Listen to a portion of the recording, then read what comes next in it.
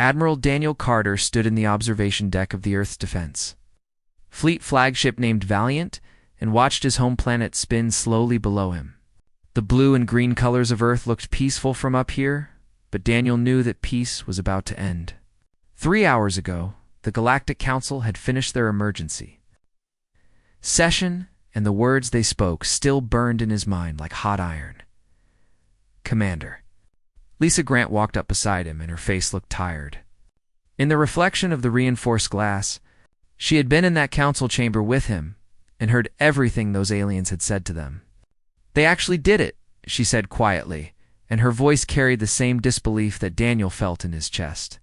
They voted to embargo Earth completely, and that means no trade with any council species, and no technology transfers, and no aid if we need help. Daniel felt his jaw tighten as anger built up inside him. After everything we have done for them, he said, and the words came out harder than he meant them to. We helped the Valorians rebuild their colony worlds after that asteroid strike 5 years ago, and we sent medical teams to help the Korthon people when that plague was killing millions of them, and we shared our agricultural methods with the Tekkan species when their crops were failing. This is how they repay us. The betrayal had come fast and without any warning signs. Earth had discovered quantum displacement technology 3 years ago, through hard work and brilliant scientists and countless failed experiments. The technology could move ships across vast distances in seconds, and it was worth more than all the gold and diamonds humans had ever mined. The Council had demanded that Earth's hand over all research and all prototypes and all scientists who worked on the project. They said it was Council protocol that all advanced technology must be shared equally among member species. But Daniel and everyone else on Earth knew the real reason. The Council was afraid. For 200 years they had been the ones with superior technology, and they had been the ones making all the important decisions, and they had been the ones telling younger species like humanity what they could and could not do. Now Earth had developed something they did not have, and that scared them more than any weapon or any war. Admiral, there is an incoming transmission from Earth, Command said Lieutenant Kevin Hayes from his station at the communications console.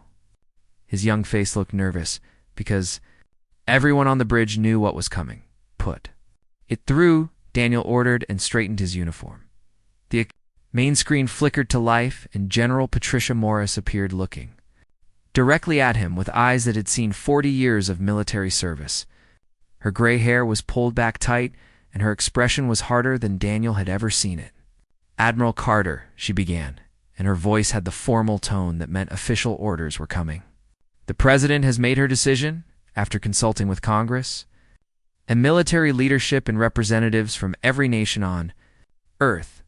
As of this moment, Earth is formally withdrawing from the Galactic Council, and all treaties and agreements we had with them are now void. The bridge went completely silent, and Daniel could hear his own heartbeat in his ears. Lisa took a sharp breath beside him, but stayed quiet. Furthermore, General Morris continued, and her eyes seemed to burn through the screen. We are declaring a state of war against any Council forces that attempt to enforce their embargo, or enter our territory without permission, or threaten any human settlement anywhere in the galaxy. The gloves are off, Admiral. And if they want a war, then we will show them what humanity can do when we are pushed into a corner and fighting for our survival. Daniel felt something shift inside his chest, and it was not fear like he expected. It was determination mixed with anger and a cold certainty that this was the right choice. Understood, General, he replied, and kept his voice steady and professional. What are our orders? Secure the outer colonies, General Morris said, and began listing their mission. Bring every human settlement under fleet protection immediately and establish defensive perimeters around all populated systems. We are recalling all civilian vessels from Council space and evacuating any humans who want to come home. You have authorization to use any means necessary to protect human lives and human territory. And Daniel, she added, and her voice softened just slightly, make them understand that we are not the weak species they think we are. The transmission ended, and the screen went dark. For several seconds, nobody on the bridge moved or spoke. They all understood what had just happened. Humanity had just declared war on an alliance of 40 different alien species that controlled thousands of worlds and had technology that was centuries ahead of Earth in many areas. Lisa turned to look at Daniel with questions in her eyes. "Do you think we can actually win this?" she asked quietly, so only he could hear. Daniel thought about all the things that made humanity different from the Council species. Humans had fought wars against each other for thousands of years and learned hard lessons about strategy and tactics and sacrifice. Humans had climbed out of caves and crossed oceans in wooden boats and split atoms and walked on their moon. Humans did not give up when things got hard. They did not bow down when someone stronger tried to push them around. "I think we have to," he said simply, "because the alternative is surrendering everything that makes us who we are." He turned to face his crew and saw them all watching him and waiting for orders. "Communications," he called out. "Send a priority message to all fleet commanders and all colony governors. Tell them we are going to war stations immediately and all civilian traffic is grounded until further notice. Tactical, I want firing solutions ready for any Council ships that enter our space. Navigation plot courses to every human colony starting with the closest ones." The bridge came alive with activity as everyone moved to their stations and began carrying out his orders. Daniel walked to his command chair and sat down and pulled up star maps showing all of human space. There were 73 colonies spread across 42 systems, and every single one of them was now a potential target. Lisa stood beside his chair and pulled up reports on their current fleet strength. "We have 147 combat vessels," she said while reading the numbers. 18 capital ships including the Valiant and 43 destroyers and 86 frigates and corvettes. The Council has over 2,000 military ships. Then we will have to be smarter and faster and more ruthless than them," Daniel said. "Send orders to all ships and tell them the rules of engagement have changed. Any Council vessel that refuses to leave our space after one warning gets destroyed, and no exceptions." He looked out at the stars beyond the viewport and thought about all the human families living on distant colonies who were depending on the fleet to protect them. Children playing on terraformed worlds and farmers growing crops under alien suns and scientists researching in laboratories, and all of them trusting that Earth would not abandon them. The Council had made a terrible mistake, Daniel thought. They believed humanity would surrender when faced with superior numbers. They believed humans were soft because Earth had been peaceful during its time in the Council. They had forgotten that peace was a choice humans made and not a weakness they suffered from. Now they would learn the difference. And Daniel intended to be a very thorough teacher. Captain Ryan Mitchell had served in the Earth's defense fleet for 12 years and had trained for combat scenarios hundreds of times, but he never thought he would actually fire weapons at ships he once called allies. Now he sat in the command chair of the destroyer named Horizon and watched his tactical display show 3 Council ships dropping out of hyperspace. Right in front of him, the Horizon was positioned at the edge of Arcturus Station, which was a massive trading hub that humans and aliens had built together 15 years ago. Ryan and his crew had been ordered to hold this position and protect the station while civilians evacuated. He had hoped the Council would let them leave peacefully, but deep down he knew better. "Captain, we have 3 cruisers on sensors," said Ensign Claire Stevens from her console, and her fingers moved quickly across the controls. "They are Valorian make and heavily armed, and they are powering up weapons." "They are hailing us now." "Put it on screen," Ryan ordered, and felt his heart rate increase. Even though his voice stayed calm, the main view screen flickered and showed a Valorian commander whose face was angular and harsh. His skin had the color of polished copper, and his eyes were multifaceted like an insect, which made it hard to read his expression. "Human vessel, you are in violation of Council space," he said, and his translator made his voice sound cold and mechanical. "Withdraw immediately, or you will be fired upon and destroyed." Ryan looked at his crew and saw them all watching him, waiting to see what he would do. They knew what was coming, and they were scared, but they were also ready. These were good people who had signed up to protect humanity. Now they would have to prove they meant it. "This is Captain Mitchell of the Earth Defense "Fleet Ship Horizon," he replied, and kept his voice steady and professional. "Arcturus Station has been a jointly operated facility for 15 years, and we built half of it. With our own resources and our own labor, we are not going anywhere, and we are not abandoning the humans who still live here," the Valorian commander's face did not change expression. "Then you have chosen destruction," he said simply. The transmission cut off, and Ryan had exactly 2 seconds before the Valorian ships opened fire. Plasma bolts streaked across the black space between them and the horizon, shuddered hard as the impacts hit their shields. Warning alarms started blaring all across the bridge, and red lights flashed on damaged control panels. Shields holding at 70% called out Lieutenant Ben Rogers from engineering. "But we cannot take many more hits like that." "Return fire," Ryan shouted, and felt adrenaline surge through his body.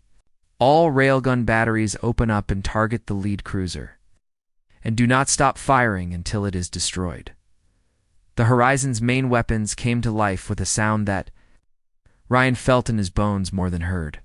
The railguns use magnetic acceleration to fire tungsten slugs, the size of telephone poles at speeds that approached a significant fraction of light speed. When those slugs hit something, the kinetic energy was devastating. The first Valorian cruiser tried to turn and evade, but the targeting computer that humans had designed was built for precision. The AI predicted the enemy's movement and adjusted aim in microseconds. 6 tungsten slugs punched through the Valorian shields like they were made of paper and tore into the hull. Atmosphere vented into space, and white clouds and debris spun away from the impact points. "Direct hit called." Claire and her voice carried excitement mixed with horror. "Enemy cruiser has lost main power and is breaking apart." "Target the second ship," Ryan ordered immediately. "Do not give them time to coordinate their attack or regroup." What the Council had forgotten in their centuries of peaceful trade and diplomatic meetings was that humanity had never stopped studying war. While the Council species built their ships for exploration and commerce and scientific stowage, research Earth had built theirs to fight and survive and win. Every system on the horizon had been designed with combat in mind, from the redundant power cores to the armored bulkheads, to the weapons that could track and destroy multiple targets simultaneously. The second Valorian cruiser fired a spread of plasma torpedoes that curved through space on intercept courses. "Point defense, take them out," Ryan called, and the automated systems responded instantly. Dozens of small railguns tracked the incoming torpedoes and fired in rapid sequence. The torpedoes exploded, one after another, in bright flashes that lit up the darkness. Meanwhile, Horizon's main guns kept hammering the second cruiser with relentless fire. The Valorian ship's shields collapsed under the punishment, and then the hull began to break. Apart as slugs tore through vital systems. Secondary explosions rippled across its length, and then the reactor went critical. The ship vanished in a ball of white fire that faded slowly to orange and then to nothing.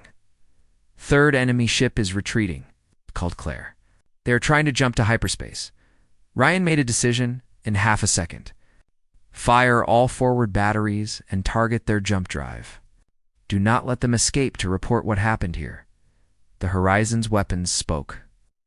One more time, and the slugs crossed the distance in heartbeats. They struck the fleeing cruiser right where the hyperspace engine was located, and the resulting explosion was larger than the previous 2 combined. The third Valorian ship ceased to exist as anything except rapidly expanding debris and radiation. "Cease fire," Ryan ordered, and the sudden silence on the bridge felt strange after all the noise and chaos. "Damage report. We have minor hull breaches on decks 4 and 6, said Ben from engineering. "Shields are down to 40%, but regenerating. We have 3 wounded crew members, but medical says none of the injuries are critical." Ryan let out a breath he did not know he had been holding.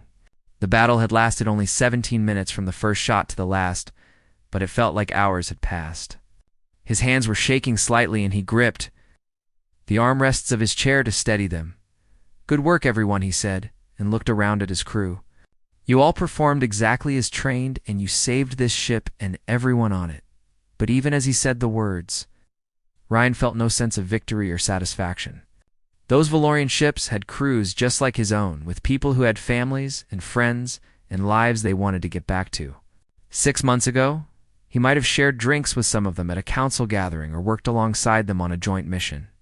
Now they were dead because politicians and leaders on both sides could not find a way to avoid war, Captain. "We are receiving a transmission from Arcturus Station," said Claire. "The station master wants to thank us for protecting them and asks how long we can stay. Tell them we will remain on station until all human civilians have been evacuated," Ryan replied. "And tell them to hurry because more council ships will be coming soon." He pulled up the tactical display and studied the surrounding space. The Arcturus system was deep in what had been neutral territory, and now it was a war zone. Earth's command had ordered all human settlements defended, but Ryan knew the fleet was spread thin. There were 73 colonies and only 147 ships to protect them. "Lieutenant Rogers," he called out, "how long until shields are back to full strength?" 40 minutes at current regeneration rate." Ben answered. "Then we have 40 minutes to prepare for the next attack," Ryan said. "Run full diagnostics on all weapon systems and repair those hull breaches and get our wounded to proper medical care. When the Council sends their next ships, I want us ready to send them home in pieces." The crew moved to follow his orders, and Ryan sat back in his chair and thought about what this war would mean. Earth was outnumbered by huge margins and outgunned in many ways and fighting an enemy that controlled most of the known galaxy. But humanity had one advantage that the Council did not understand. Humans knew how to take a beating and keep fighting and find ways to win, even when victory seemed impossible. The Council had made their choice. When they tried to steal human technology and force Earth to surrender, now they would learn what happened when you backed humans into a corner and threatened everything they loved. Ryan intended to make sure that lesson was taught clearly and remembered forever. He looked out at the stars and wondered, how many other human captains were fighting similar battles right now across dozens of systems? The war had just begun, and already blood had been spilled on both sides. There would be much more before this was over, but Ryan was certain of one thing. Humanity would not lose, and would not surrender, and would not bow to anyone ever again. Dr. Helen Brooks moved through the crowded marketplace on Talar Prime and kept her head down while dozens of alien species pushed past her on all sides. The air smelled strange here, like a mixture of exotic spices and chemicals she could not identify, and the sounds of different languages blended into a constant background noise. To anyone watching, she was just another human scientist who had chosen to remain on the Council homeworld when Earth withdrew and declared war. The truth was very different. Helen was an intelligence operative working for Earth Command, and she had volunteered to stay behind when other humans evacuated. Her mission was to gather information about Council military operations and send it back to Admiral Carter in the Defense Fleet. It was dangerous work, and if she was caught, the Council would execute her as a spy, but Helen had accepted that risk.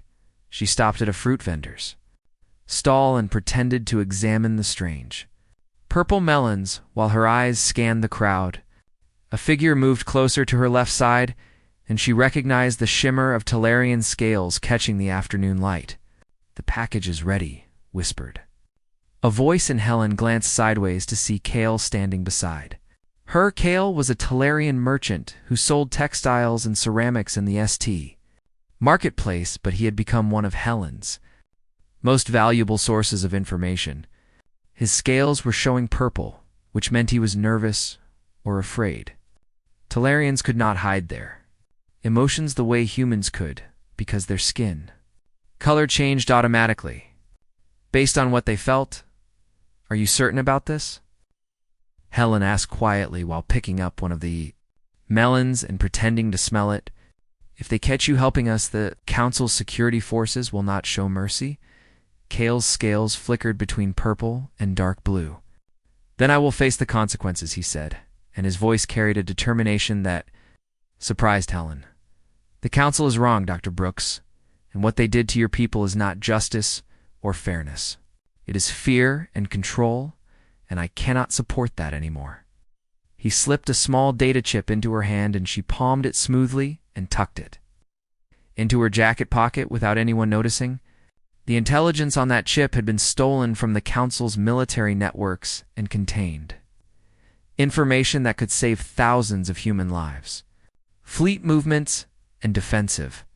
Installations and supply routes and planned operations were all recorded there. There are others. Like me, Cale continued, and his scales shifted to a lighter shade of blue, which indicated hope. Not many, but enough to make a difference. We do not all agree with this war, and some of us remember.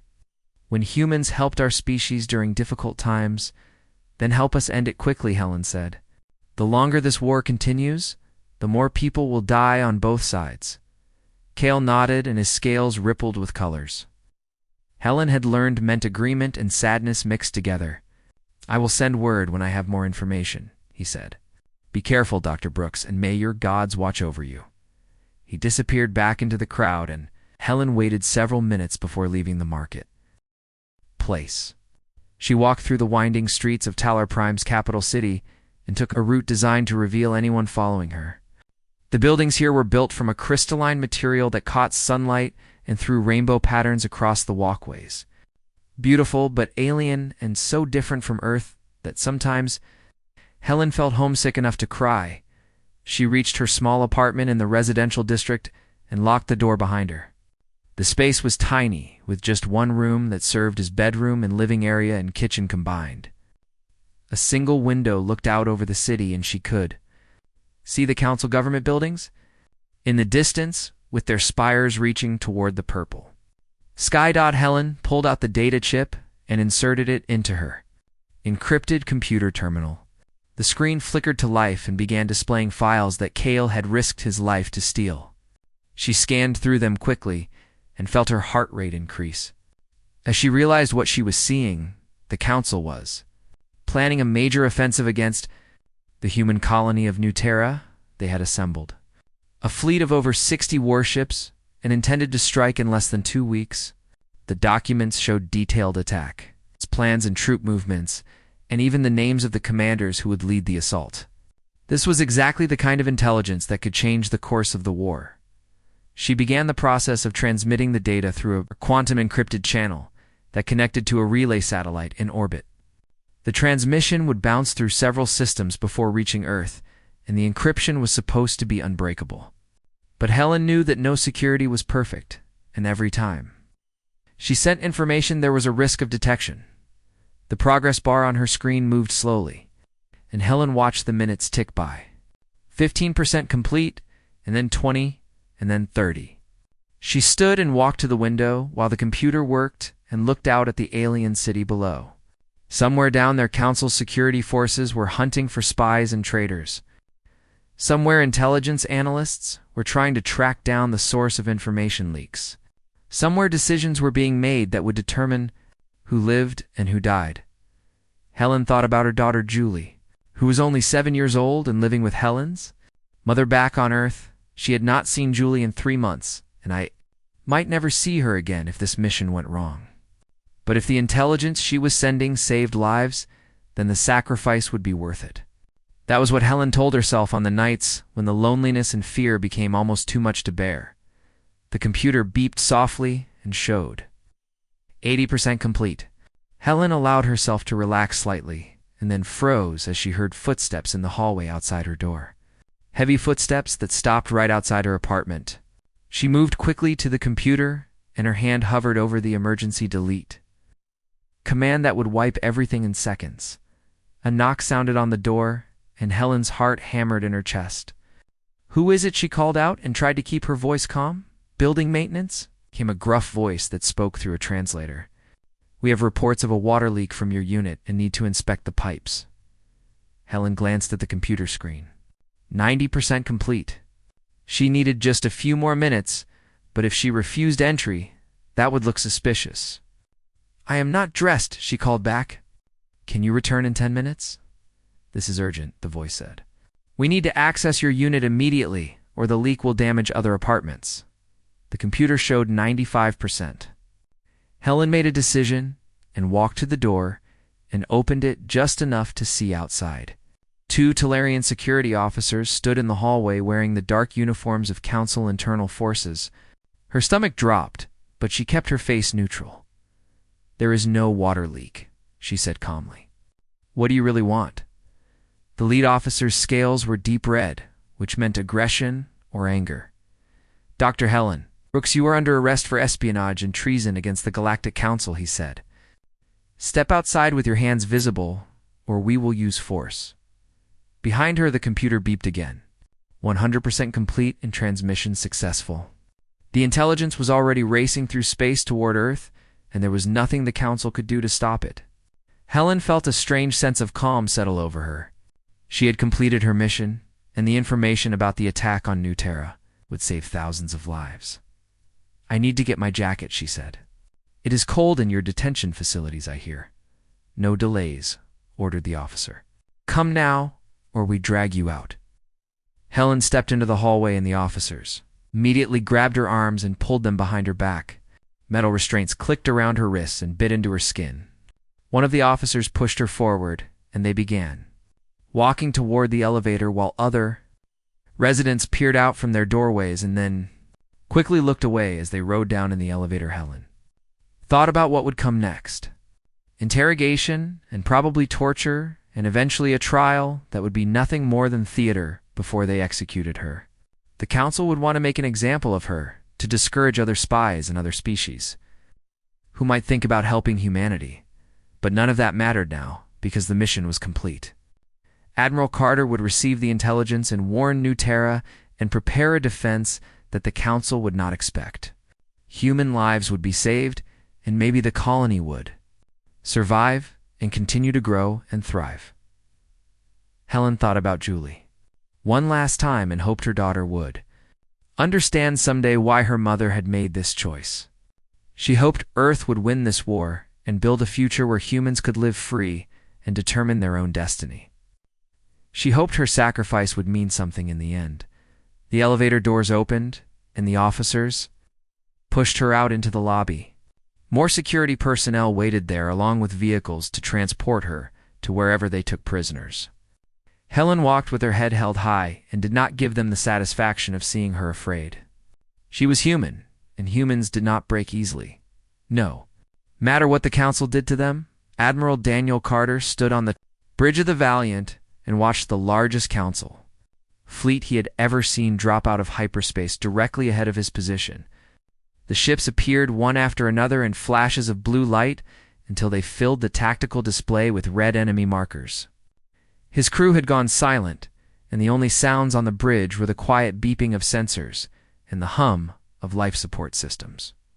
"Commander." Lisa Grant looked up from her console, and her face had gone pale. "Count?" she asked, and her voice was steady, despite what they were all seeing. 47 capital ships came. The response from Lieutenant Kevin Hayes: over 100. Support vessels, including frigates and destroyers and corvettes. "Sir, they have committed nearly a third of their entire military fleet to this engagement." Daniel felt ice in his stomach, but kept his expression calm because his crew needed to see confidence even if he did not feel it. "How many ships do we have, Lisa?" he asked, even though he already knew the answer. 18 capital ships, she replied. 32 support vessels. We are outnumbered almost 3-to-1 in capital ships, and the total tonnage advantage is even worse. The Battle of Kepler Station had arrived, and Daniel had known this moment was coming ever since Dr. Helen Brooks had transmitted the intelligence about Council attack plans. Earth Command had sent every available ship to defend the colony, but it still was not enough. On paper, this battle was already lost before the first shot was fired. But Daniel had learned long ago that wars were not won on paper. They were won by people who refused to give up, and who found ways to turn disadvantages into advantages, and who were willing to sacrifice everything for what they believed in. "Deploy the drone swarms," he ordered. "Activate the Phantom protocols and prepare all ships for attack pattern Delta 7. Across the human fleet launch bays opened, and thousands of small autonomous combat drones shot out into space. Each drone was roughly the size of a motorcycle and packed with explosives and guidance systems that made them incredibly difficult to intercept. They had been designed specifically to overwhelm the kind of large ship defenses that the Council relied on. The Council fleet began moving forward in their traditional formation, with capital ships in the center and support vessels arranged in protective screens around them. It was a formation designed for battles between organized fleets where both sides followed rules of engagement and fought with honor and dignity. Daniel. Humanity had stopped fighting. Honorable wars about 3,000 years ago. Enemy fleet is opening fire called Kevin. Plasma torpedoes and coming along with directed energy weapons. Evasive maneuvers. Daniel ordered. All ships scatter and make them chase us. The human fleet broke apart like a flock of birds, and each ship went in a different direction. The Council weapons fire that had been aimed at a concentrated target suddenly found nothing but empty space. Meanwhile, the drone swarms swept forward in waves that moved and shifted like schools of fish in an ocean. The Council point defense systems opened up and started destroying drones by the dozens. Bright flashes filled the space between the two fleets as explosives detonated, and drones were vaporized by energy beams. But for every drone destroyed, 3 more slipped through the defensive fire and kept coming. Phantoms. ROA, announced Lisa, and Daniel saw the indicators on his tactical display as the missiles launched. The Phantom missiles were humanity's secret weapon that had been developed in the years aft. Leaving the Council. They did not just fly toward their targets in straight lines like normal missiles. Instead, they used advanced AI to predict where enemy ships would move and what countermeasures they would deploy. They dodged and weaved and adjusted their approach in real time and hunted their targets with an intelligence that was almost frightening. First wave of drones reaching enemy fleet, Kevin reported. Multiple impacts on Council cruisers. The drones were too small to destroy capital ship by themselves, but that was not their purpose. They damaged shields and destroyed point defense turrets and created chaos and confusion. They forced the Council ships to focus on defending themselves instead of coordinating their attacks. Then the Phantom missiles arrived and everything changed. A Council battleship tried to intercept the missiles with its defensive systems, but the Phantoms split apart and came at it from 6 different angles simultaneously. The ship's AI could not track them all, and 4 missiles got through. They struck the battleship's shield generators, and the protective barrier collapsed in a cascade of energy. Follow-up missiles slammed into the exposed hull and tore through armor, plating and detonated inside vital compartments. The battleship broke apart in a massive explosion that sent debris spinning in all directions. 2 nearby Council frigates were caught in the blast and suffered critical damage. Within 30 seconds, 3 enemy ships had been eliminated.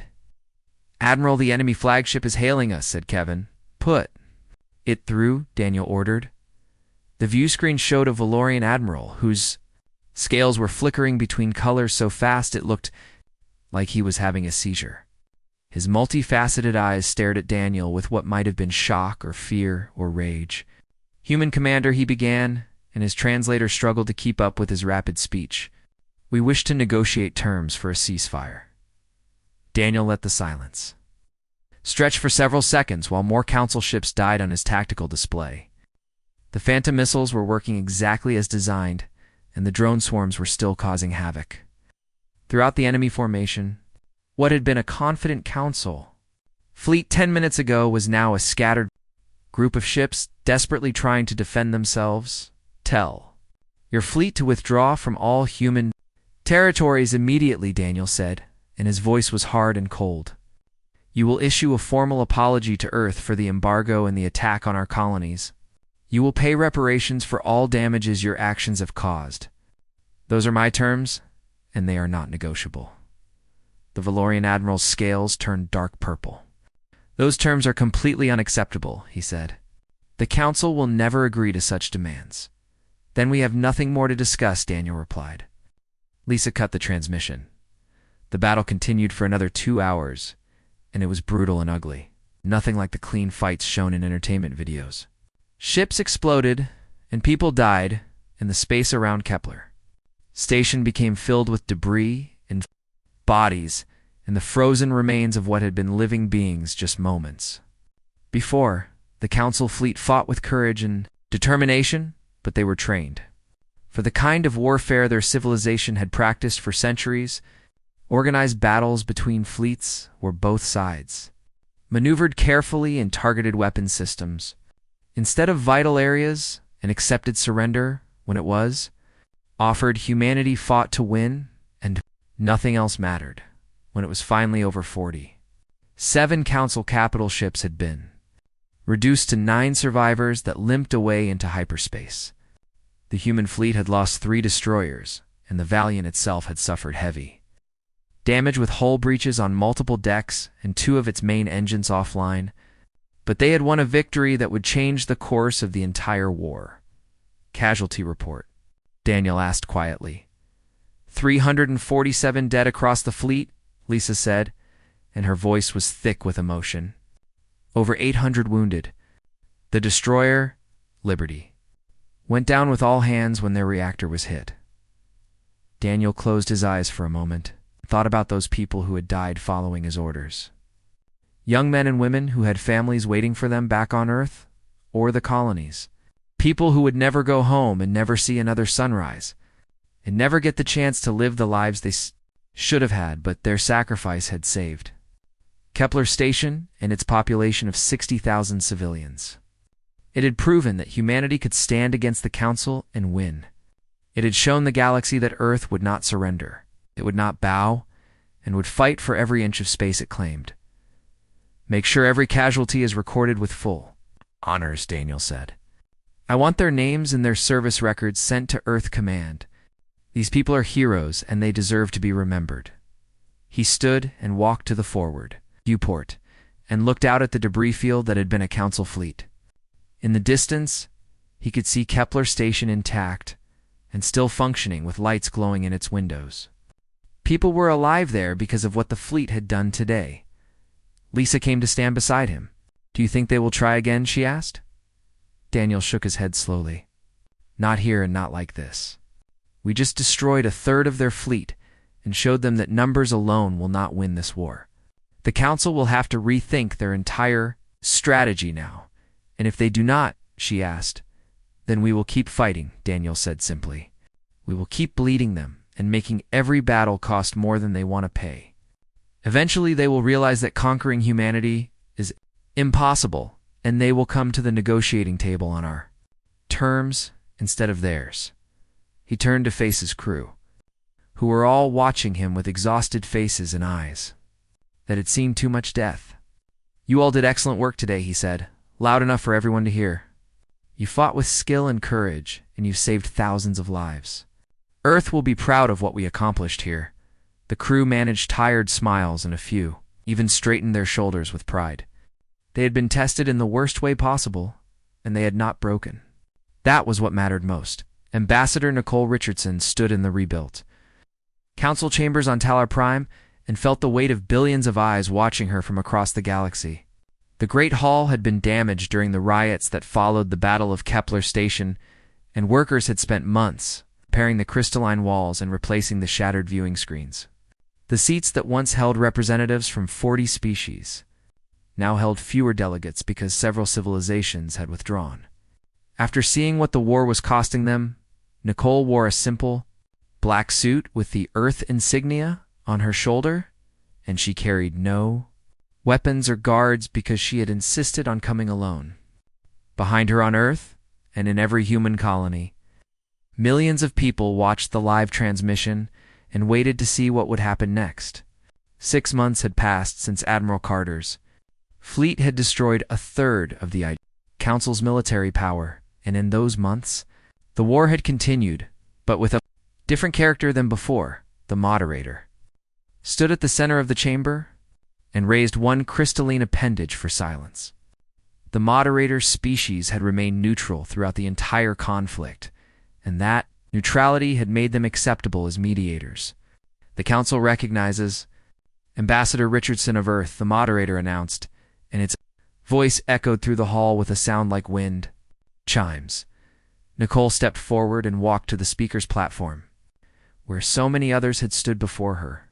She could see the Valorian delegation sitting together with their scales showing colors of anger and resentment.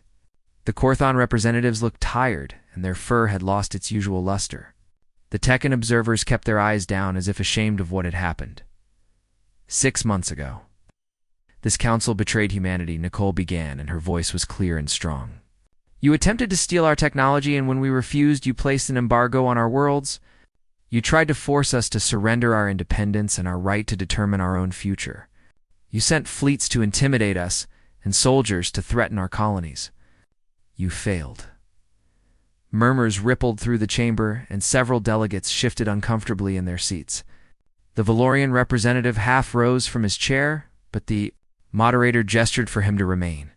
Seated in the months that followed, Nicole continued, and walked slowly across the platform, so she could look at different sections of the audience.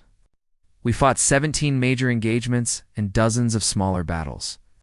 We lost ships and stations and over 2,000 men and women who gave their lives defending Earth and our colonies.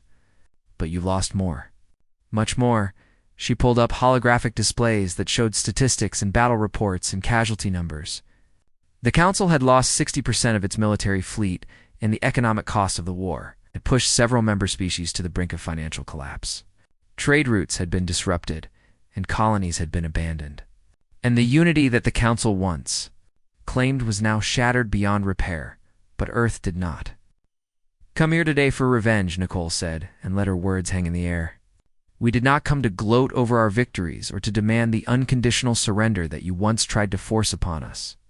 We came to propose a new way forward, because we believe there is a better path than endless war.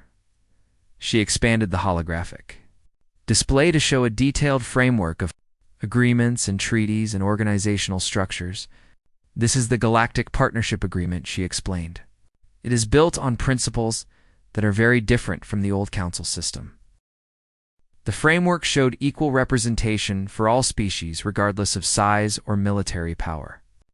Technology sharing agreements that protected proprietary research while still allowing cooperation on major projects, mutual defense pacts that were voluntary rather than mandatory, independent arbitration for disputes instead of decisions made by majority vote. Most importantly, it included explicit guarantees of self-determination for all member species with no single civilization able to dictate terms to another. Under this agreement, Nicole said, and pointed to specific sections. No species can be forced to share technology they develop themselves. No species can be embargoed or sanctioned without clear evidence of aggression against others. No species can be invaded or attacked without the partnership taking collective action. Every member has an equal voice and equal vote, regardless of how long they have been spacefaring or how many worlds they control. She paused and looked directly at the Valorian delegation. This is humanity's offer to all of you. Join us in building something better than what existed before. Create a true partnership where we work together because we choose to, and not because we are forced to. Share the galaxy as equals who respect each other's sovereignty and rights. The silence in the chamber was absolute. Nicole could hear her own heartbeat, and the faint hum of the translation systems that carried her words to dozens of different species. She knew this moment would determine the future, not just for Earth, but for every civilization in the galaxy. Or you can continue down the path of the old ways, she said quietly.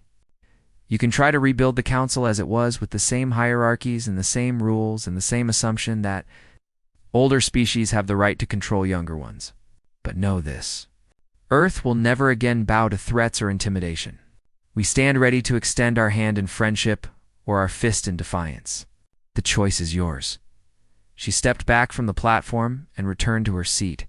The moderator announced that delegates would have time to consult with their governments before voting, and the session was suspended. Nicole left the chamber and walked through corridors filled with alien architecture until she reached a small room where human staff waited. How did I do? She asked, and felt suddenly exhausted as the adrenaline drained away. You were perfect, said Gregory Shaw, who was her chief aide. Every word hit exactly the right tone. Now, we wait and see if they accept it. The vote took 3 days of debate and negotiation and backroom discussions. Nicole met privately with representatives from a dozen species and answered questions and addressed concerns and listened to complaints. Some species were angry about the casualties they had suffered and wanted guarantees that Earth would not use its military advantage to dominate others. Some were worried about economic provisions and trade regulations. Some simply wanted assurance that the new system would actually work better than the old one. On the third day, the full council reconvened, and the moderator called for the vote. The holographic display showed each species casting their decision, and Nicole watched as the numbers slowly climbed. Green lights appeared for yes votes, and red for no, and yellow for abstentions. When it was finished, 73% of the council had voted to accept the Galactic Partnership Agreement. The old council was officially dissolved, and from its ashes, something new would rise. Nicole allowed herself a small smile and sent a message to Earth Command. Admiral Carter received it aboard the Valiant, which was still in orbit around Kepler Station, undergoing repairs.